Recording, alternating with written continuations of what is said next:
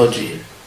왜 종려주일일까요? 팜스 선데이, 팜스 노르데이라고 하는데요. 왜 종려주일을 할까 하면 예수님께서 예루살렘에 입성할 때 환영하는 사람들이 종려나무 가지를 잘라서 그것을 손에 들고 환호하면서 환영식을 거행했어요. 그래서 이날을 종려주일이라고 부릅니다. 근데 종려주일 이 종려나무 가지를 왜 썼느냐 하는 것 보면 이스라엘 백성들 뿐만 아니라 이제 고대에서요, 개선 장군이 들어오든지 왕이 들어오든지 가려면은 퍼레이드를 하잖아요. 그러면 성에 입성할 때 사람들이, 군중들이 서가지고요, 이제 우리가 영화에서 보면은 꼭 송이 같은 걸 막 이렇게 뿌리고 그러잖아요. 오늘날은 색조기 같은 걸 막 뿌리고 그렇게 하죠. 그리고 어떤 사람들은 또 공항에서부터 또 영빈관까지 가는 길 도열을 해가지고 손에 태극기를 든다든지 여러 가지 방식으로 하죠. 근데 고대에서는 이제 말을 타고 와요. 그러면 사람들이 거기에서 이제 손에, 그 당시엔 태극기가 아니니까 이 종려나무 가지를 들고 환영을 합니다. 종려나무 가지가요, 이게 대추야자 나무인데요, 이 손가락처럼요 이렇게 넓게 펴져 있어요. 그래서 넓게 펴져 있는 그걸 가지고 이 줄기를 잡고 흔드는데 아주 딱 좋습니다. 그래서 이제 이 종려나무 가지를 환영식 하는데 쓰게 되는 소품이에요. 종려나무가 가지고 있는 의미가 뭐냐, 그 말 뜻의 의미는 뭐냐, 그것은 승리한다 하는 뜻이에요. 그래서 개선장군 환영하는 것과 같이, 왕을 환영하는 것과 같이 하는 것이 바로 이 종려나무 소품이 쓰인 이유입니다. 근데 예수님께서는 말을 타지 않고 뭘 타고 왔어요? 나귀를 타고 왔어요. 그것도 나귀의 새끼를 타고 왔어요. 나귀를 타고 그나마 나귀 새끼를 탄다는 것은 굉장히 특이하죠. 나귀는 말보다 더 적지만 나귀 새끼는 훨씬 적어요.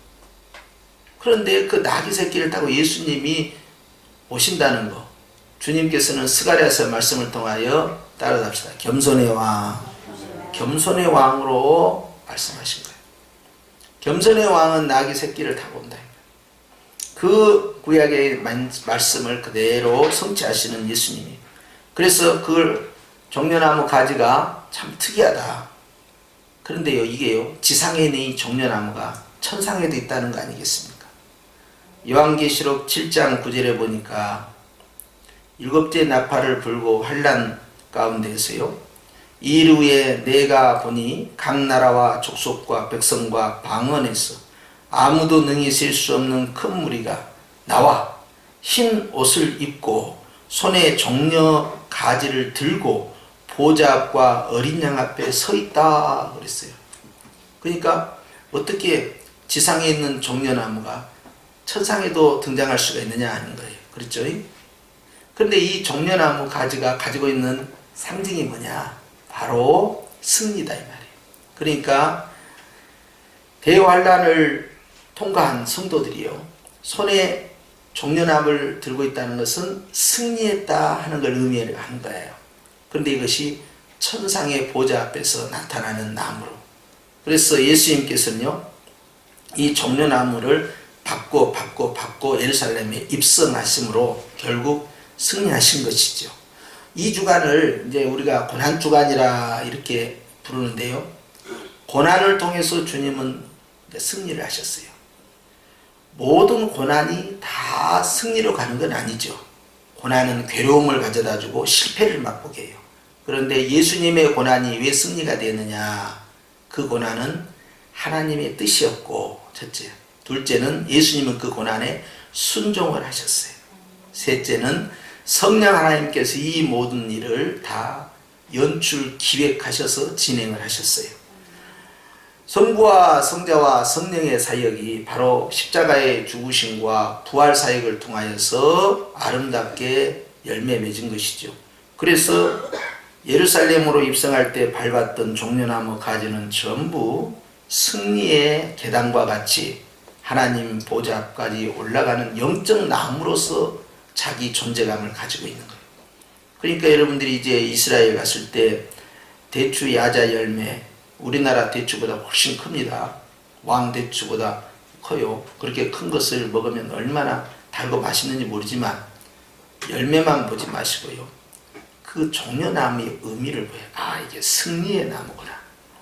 예수님께서 종려주일에 환영받았던 이 종려나무 가지는 계시록 7장에 천상의 보좌 앞에서 우리가 들고 서 있어야 할 나무구나. 그냥 나중에 여러분들이 이스라엘 가거든 종려나무 가지를 구할 수 있으면 한번 손을 잡고 연습을 해봐요. 야, 천국에 가서 내가 이렇게 찬양할 건데. 자, 그러면서 이 종려주일은 또 한 가지 의미가 있어요. 따라서 합시다. 호산나 주일. 호산나 호산나 찬송하리로다 주의 이름으로 오시는 이여 하고 이렇게 찬양했는데요. 호산나란 뜻은 무슨 뜻일까요? 호산나는 따라서 합시다. 주님 나를 구원하여 주소서, 그런 뜻을 포함하고 있어요. 그러니까 호산나 호산나, 입술로는 호산나 호산나, 손으로는 종려나무 가지를 드는 거예요. 그러니까 결국 구원의 복으로 승리하는 거니까 우리는 예수님의 십자가와 그 십자가의 죽으심과 부활하심을 통하여서 다 구원의 승리자가 된 것이죠. 누가 그렇게 하셨어요? 예수님이 그렇게 하신 거죠. 그래서 이날을 호산나 주일이다 라고 해서 찬양하는 거예요.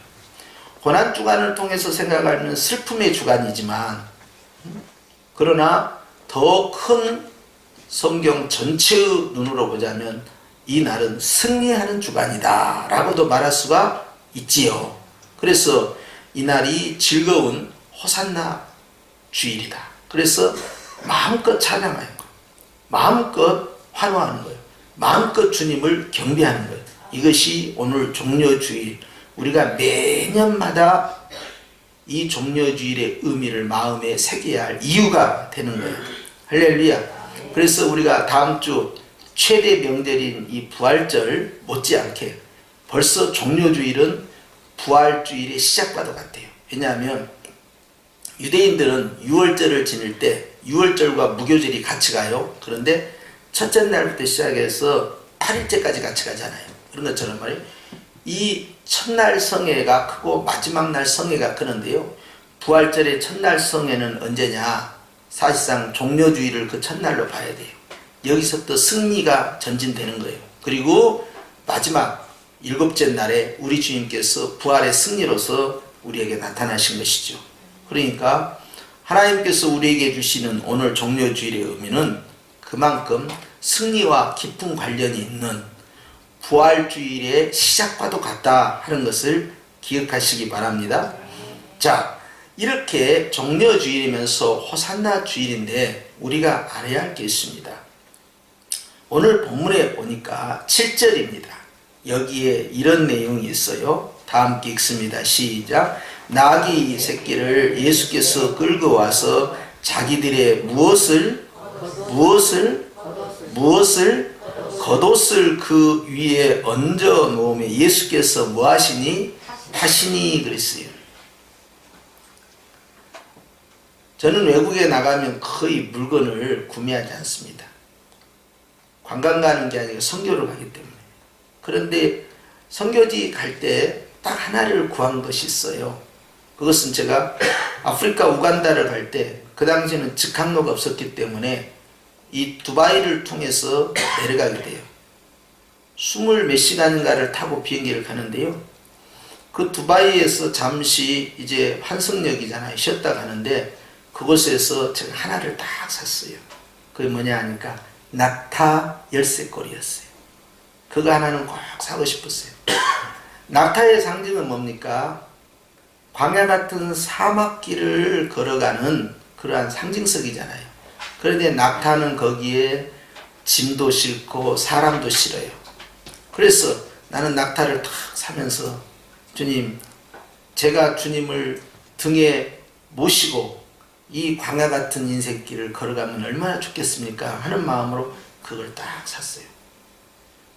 그때 생각했던 것이 바로 이 나귀 새끼입니다. 나귀 새끼가 어디에 탔다고요? 예수님께서 어디에 탔다고요? 나귀 새끼 등 위에 탔는데 그 등 위에다가 무언가를 지금 안장을 채우듯이요, 말 안장, 그 위에 뭔가를 덮었다는 거예요. 그런데 그게 뭐냐 하니까 제자들의 자기들의 겉옷을 덮었다. 세 번째 우리가 주목해야 할 것은 바로 이 겉옷에 관한 내용입니다. 종려나무 가지 그리고 호산나 찬양 못지않게 중요한 세 번째 등장된 주제가 바로 겉옷인데요. 겉옷은 단순하게 우리가 가지고 있는 옷이라고 생각하시면 안 돼요. 이스라엘 사람들은 자기가 옷을 입고요, 그리고 두루마기처럼 말이죠, 큰 겉옷을 어깨에 걸치고 다닙니다. 이것은요, 이 직사광선을 피하는 목적도 있고요, 또 이제 저녁에 혹 노숙을 한다든지 어느 곳에 가게 됐을 때 이불 대용으로 그것을 쓰게 되는 거예요. 보아스가 타작마당에서 누워있을 때 룻이 들어가지고 쥐의 겉옷으로 이 시녀를 덮으소서 할 때 그 겉옷이 바로 이 겉옷입니다. 그래서 이 겉옷이 얼마나 중요한지 토라에서 이스라엘 백성들에게 주님이 명령을 내립니다. 너희가 남의 겉옷을 저장을 잡았거든 해가 지기 전에 그것을 다시 돌려주어라 할 정도예요. 왜? 그 겉옷은 그 사람에게서 자기 몸을 보호하는 생존 도구이기 때문에 최소한의 생명권을 주님께서 보호하시기 위하여 겉옷을 해진 이후에는 저당 잡지 못하도록 명령을 내렸어요. 그러면 주간에만 저당 잡을 바에야 차라리 저당을 안 잡겠죠.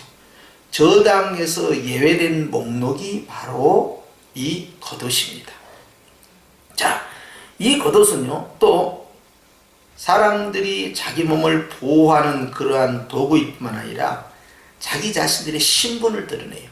왕은 왕의 겉옷이 있고요, 대제사장은 대제사장의 겉옷이 있고요, 각 사람마다 신분과 위치에 따라서 자기 겉옷이 있어요. 그런데 큰 슬픔을 당하면 어떻게 합니까? 욥이 큰 슬픔을 당했을 때 자신의 겉옷을 찢었어요. 왕이 큰 슬픔을 당하면 자기의 겉옷을 찢어요.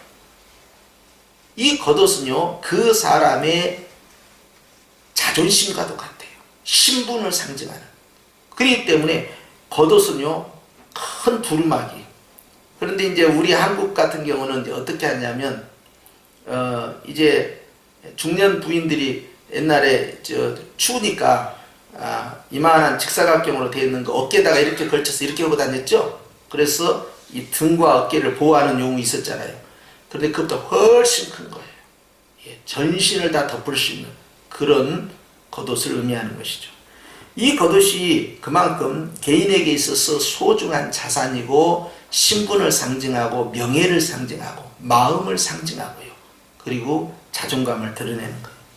그런데 이 겉옷이 주님 앞에 드려졌어요. 그래서 나귀 새끼의 등에 예수님 탓이라고 그걸 덮은 겁니다. 여기에 지금 주목하는 거예요. 하나님 앞에 드려졌던 이 겉옷, 이것은 나귀 새끼와 함께 그 다음에 8절에 보니까 8절 한번 읽읍시다. 시작. 많은 사람들은 자기들의 무엇을? 겉옷을, 또 다른 이들은 들에서 벤 나뭇가지. 나뭇가지는 무슨 나무라고요? 종려나무 가지를 길에다 뭐했다?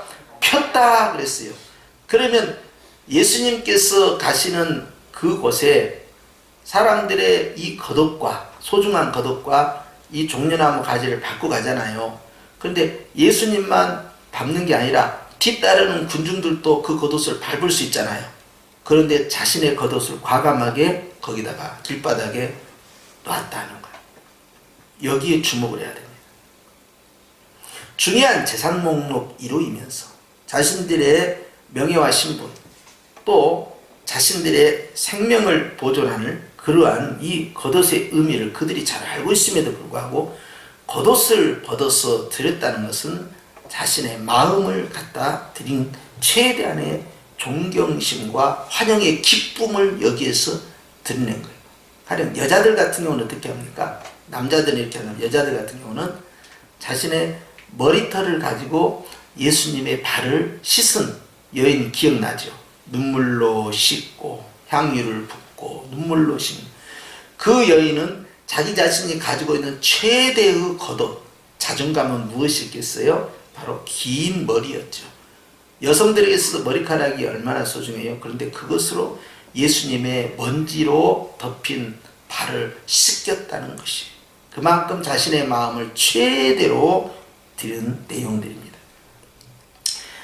겸손한 예수님은 나귀 새끼 등에 얹은 이 겉옷 위에 앉으셨습니다.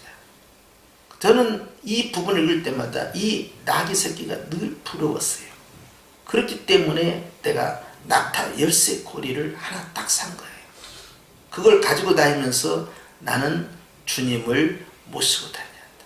그러다가 외국에 있는 어떤 분이 저에게 차가 필요하다 해가지고 지금 제가 타고 다니는 저 차를 사라고 해가지고 돈을 보냈어요. 그리고 이제 성도들과 함께 이제 그 활부를 들어가면서 저 차를 구입하게 되었는데요. 저 차를 딱 탈 때 제가 예수님을 모시고 다니는 기도의 차다. 늘 저는 그 생각했어요. 야, 예수님 모시고 다니는 기도의 차다. 그런데 놀라운 사실은 바로 이 예수님께서 성령으로 말미암아 따라서 합시다. 내 마음에 앉으셨습니다. 좌정하셨습니다. 예수님께서 이제 나를 성전으로 삼으시고 내 마음에 성령으로 오셔서 좌정 앉으신 거예요. 내 마음의 중심에 내 마음의 보좌에 예수님이 앉으셨어요. 그래서 예수님은 나의 뭐가 됩니까? 왕이 되시는 거예요. 왜냐하면 이스라엘 백성들이 호산나 호산나 찬송하려다 다윗의 이름으로 오시는 이여, 그 말은 메시아여 메시아여 메시아여 그 뜻이에요. 단순한 메시아가 아닙니다. 다윗 같은 메시아여, 왕 같은 메시아여, 우리의 구원자 메시아여, 우리를 구원해 주소서 그 뜻이에요. 그런데 그 메시아 왕께서 바로 나의 어디에? 마음에 들어와 앉아 계시는 것입니다. 그렇기 때문에 우리는 이 나귀보다 더 큰 복을 받은 거죠. 우리는 영원토록 예수님을 마음에 모시는 영적 나귀와 같이요, 주님 앞에 주님을 모시고 다니는 그러한 삶을 살게 되는 것입니다. 그래서 하나님께서는 오늘 우리에게 이 종려주의를 통하여서 깨닫게 하신 게 그거예요. 내가 하나님 앞에 드렸던 나의 겉옷을 벗어드리고 주님을 그 안에 모신다는 것처럼 우리는요, 우리의 가장 소중한 것들을 주님 앞에 드리며 주님을 모시고 살아가는 그러한 삶을 살아야 될 줄로 믿습니다. 이것이 바로 진정한 호산나의 기쁨이 되는 것이고 종려주일의 축복이 되는 것이에요. 하나님의 보좌 앞에 언제든지 예루살렘 입성 안에 성전이 있잖아요. 진정한 성전이신 예수님을 통하여서 하나님 보좌 앞에 들어가는 영적 예루살렘인 교회를 통하여서 주님께서는 또한 만나주시기를 원하시기 때문에 우리의 마음 가운데 우리가 어디로 가든지 무슨 일을 하든지 왕이신 주님을 나의 마음 가운데, 나의 가정 가운데, 나의 생활 가운데, 나의 인생 가운데 늘 그 중심에 모시고 나아가는 영적 나귀 새끼와 같이 하나님 앞에 영광돌 임마누엘 축복을 받았다는 사실을 기억해야 할 줄로 믿습니다. 그러니 나는 이 나귀보다 더 복된 자가 되었고 나는 하나님 앞에서 주님을 영원토록 모시는 축복자가 되었다는 사실을 기억하시고 오늘 이 종려주일이 이제 나의 삶 가운데에서 계속적으로 이어져가는 종려주일, 늘 기쁨이 넘치는 종려주일, 찬양이 넘치는 종려주일, 주님을 모시고 다니는 종려주일, 주님과 함께 가는 종려주일, 그리고 궁극적으로 이미 승리했고 여전히 승리하고 장차 승리하는 그 축복 가운데 서 있는 바로 주의 성도라는 사실을 기억하시기를 주님의 이름으로 축원합니다. 아멘. 기도하십시다. 하나님 아버지, 우리는